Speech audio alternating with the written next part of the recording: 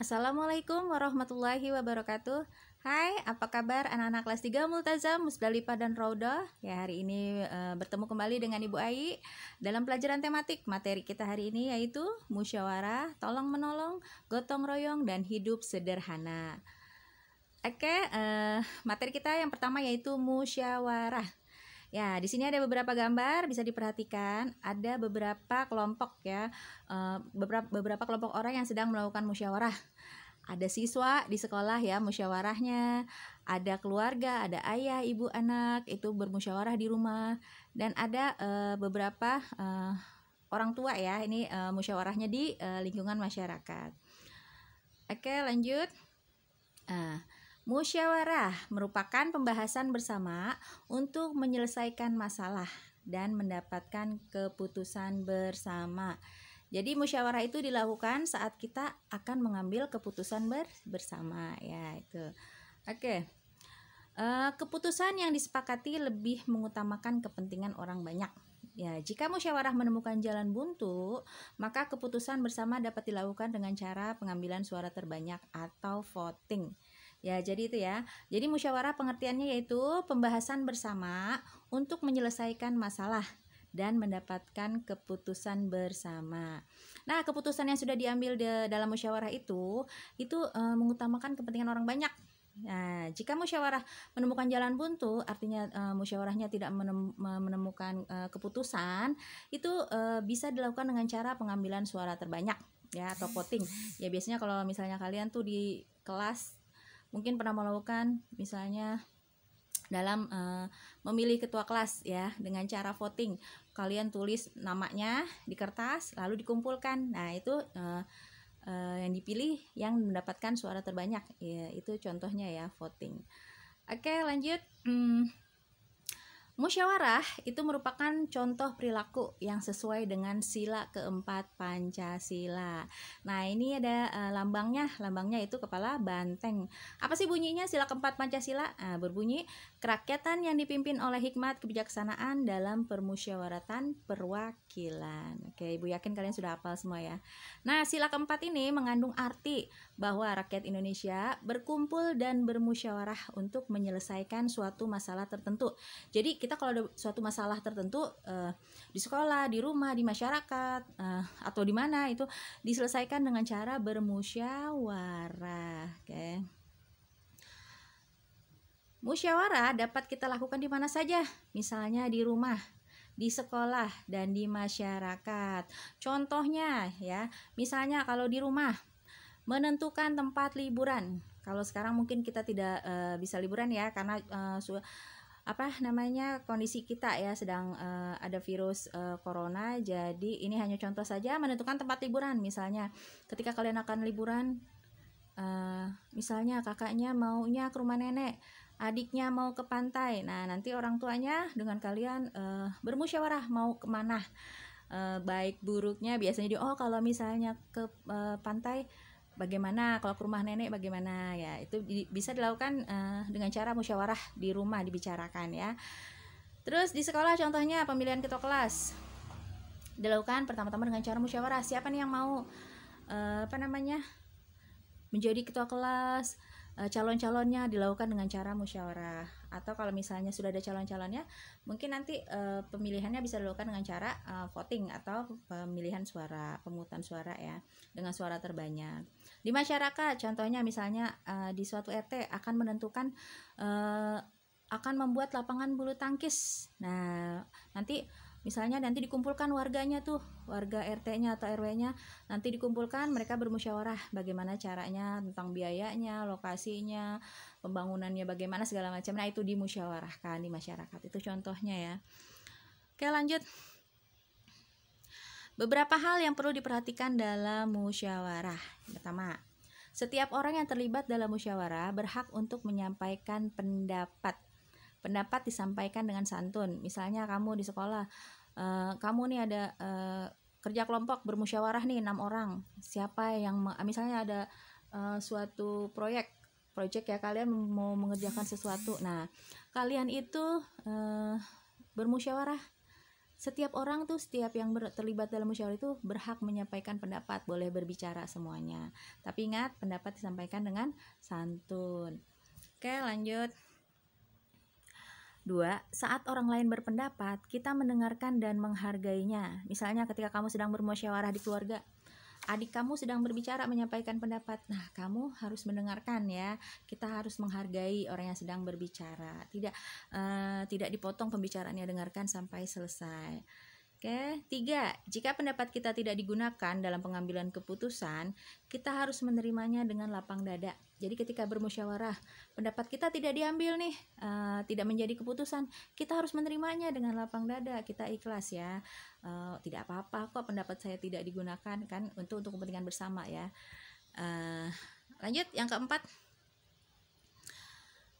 Hasil musyawarah merupakan keputusan terbaik yang disepakati bersama dan diharapkan dapat diterima oleh semua pihak. Jadi ketika hasil musyawarah sudah ada hasilnya, itu semua pihak ya itu diharapkan dapat menerimanya dengan lapang dada ya, menerima hasil keputusan tersebut ya.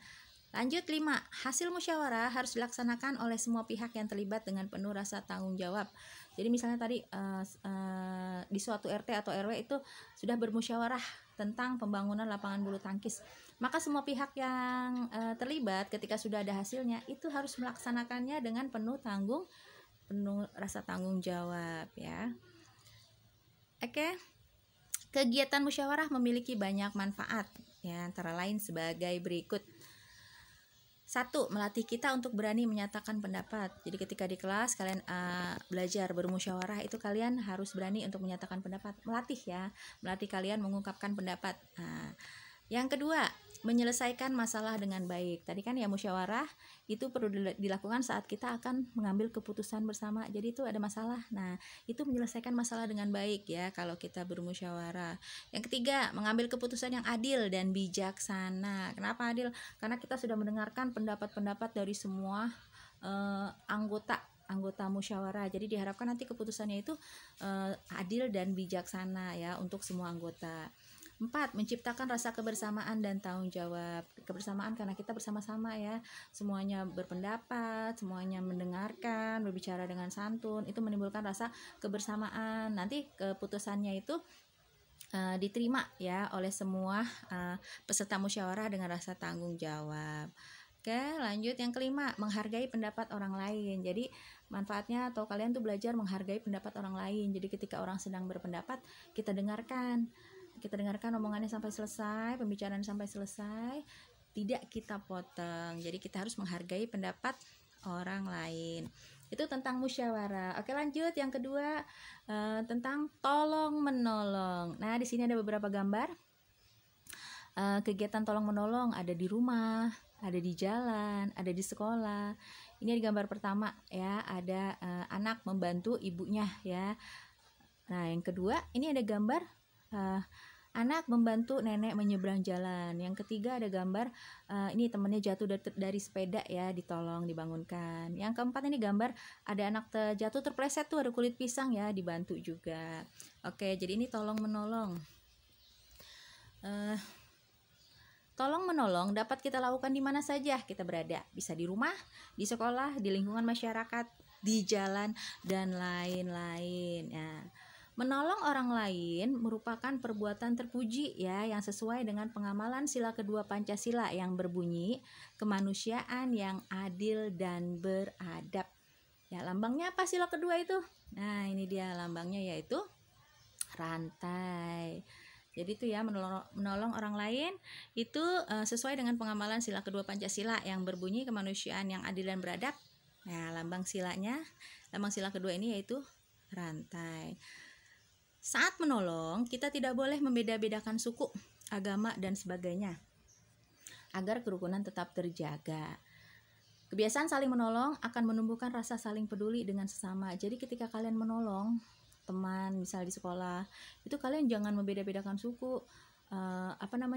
Saya hanya mau membantu atau menolong teman yang satu suku, tidak begitu ya. Atau di lingkungan masyarakat, ketika ada tetangga yang berbeda agama sedang kesulitan, itu juga harus ditolong ya. agar kerukunan tetap terjaga. Nah, kebiasaan saling menolong akan menumbuhkan rasa saling peduli dengan sesama ya. Kita peduli dengan sama tanpa melihat perbedaan. Nah, apa sih manfaat sikap tolong menolong? Yang pertama, manfaatnya meringankan. Satu, meringankan beban orang yang sedang kesusahan. Ya, misalnya ada orang yang terkena musibah, ya, kita tolong dengan memberi bantuan, itu meringankan beban orang yang sedang kesusahan. Yang kedua, menumbuhkan rasa persaudaraan dan kemanusiaan. Jadi ketika kamu menolong teman yang terjatuh, menolong teman yang sedang kesusahan, ya, itu akan menumbuhkan rasa persaudaraan dan kemanusiaan. Yang ketiga, mempererat hubungan antar sesama. Ketika kamu dengan tetangga saling tolong menolong, itu akan mempererat hubungan antar sesama ya, akan menimbulkan rasa lebih erat ya, lebih dekat ya. Nah, lanjut. Yang ketiga yaitu tentang gotong royong. Gotong royong adalah kegiatan yang dilakukan bersama-sama untuk mencapai tujuan bersama. Ya, contoh gotong royong. Yang pertama, di rumah misalnya kerja bakti membersihkan rumah. Nah, itu gotong royong, kan kegiatan yang dilakukan bersama-sama untuk mencapai tujuan bersama. Tujuannya apa? Supaya rumah bersih, jadi semuanya sehat. Nah, ini di sini ada contohnya nih. Ada anggota keluarga yang semuanya bekerja membersihkan rumah. Oke. Ya, selanjutnya yang kedua, contohnya di sekolah. Contohnya itu kerja bakti membersihkan sekolah. Nah, di sini ada gambarnya. Jadi di halaman itu anak-anak ada yang memegang sapu, ada yang memegang pengki, ada yang menyapu lantai, menyapu halaman ya. Semuanya bekerja sama membersihkan sekolah. Yang ketiga, di lingkungan masyarakat. Contohnya itu kerja bakti membersihkan jalan. Nah, di sini ada gambar ada orang-orang yang sedang bekerja bakti membersihkan jalan, apalagi sekarang ya sedang beberapa hari ini hujan terus ya. Jadi diharapkan kalau misalnya hujan banyak, hujan lebat gitu kan, kalau misalnya jalanan bersih itu tidak akan terjadi banjir. Coba kalau misalnya di jalan banyak sampah, gotnya tertutup oleh sampah, maka bisa menyebabkan banjir ya. Jadi kerja bakti membersihkan jalan itu contoh kerja gotong royong di lingkungan masyarakat. Oke. Kegiatan gotong royong memiliki banyak manfaat, diantaranya yaitu satu, menumbuhkan sikap tolong menolong kepada sesama. Ya, ketika gotong royong itu kan yang ini mengerjakan A, yang ini mengerjakan B gitu. Jadi saling menumbuhkan sikap tolong menolong. Dua, menumbuhkan sikap tanggung jawab, seperti misalnya tadi ya, misalnya kerja bakti membersihkan jalan, membersihkan sampah, dengan harapan nanti kalau misalnya hujan banyak, hujan lebat, itu tidak menjadi banjir. Jadi menumbuhkan sikap tanggung jawab, tidak membuang sampah sembarangan. Tiga, menumbuhkan sikap peduli terhadap sesama. Ya, yang keempat, menumbuhkan rasa persaudaraan dan kebersamaan. Jadi dengan kerja bakti itu jadi menumbuhkan rasa persaudaraan, jadi juga rasa kebersamaan. 5, menumbuhkan rasa persatuan dan kesatuan. Jadi itu kegiatan gotong royong, beberapa manfaatnya. Oke, lanjut yang keempat, materi kita yaitu hidup sederhana. Apa sih hidup sederhana? Sikap hidup sederhana merupakan pilihan gaya hidup yang baik. Hidup sederhana artinya hidup sesuai dengan kebutuhan dan tidak berlebih-lebihan. Ya, gaya hidup sederhana adalah cerminan dari sikap rendah hati, tidak sombong, dan sikap peduli terhadap sesama. Contoh gaya hidup sederhana misalnya tidak berlebihan dalam berpakaian dan makanan. Misalnya kamu yang wajar-wajar saja pakaiannya juga, makanan juga, tidak membeli yang tidak, jadi membeli sesuai dengan kebutuhan saja. Misal dalam pakaian, membeli sesuai dengan kebutuhan saja. Jangan begitu, lihat model ini baru dibeli, model ini baru dibeli, itu namanya tidak sederhana. Kalau sederhana itu hidup sesuai dengan kebutuhan, jadi apa yang kita butuhkan saja. Begitu juga misal dengan makanan ya, jadi apa yang kita butuhkan saja nih. Jangan ini mau dibeli, itu mau dibeli, tapi tidak dimakan, itu mubazir ya namanya. Oke, jadi itu materi kita hari ini tentang musyawarah, lalu tolong menolong, gotong royong, dan hidup sederhana. Mudah-mudahan dapat dipahami. Sampai jumpa pada pertemuan selanjutnya. Ibu akhiri, wassalamualaikum warahmatullahi wabarakatuh.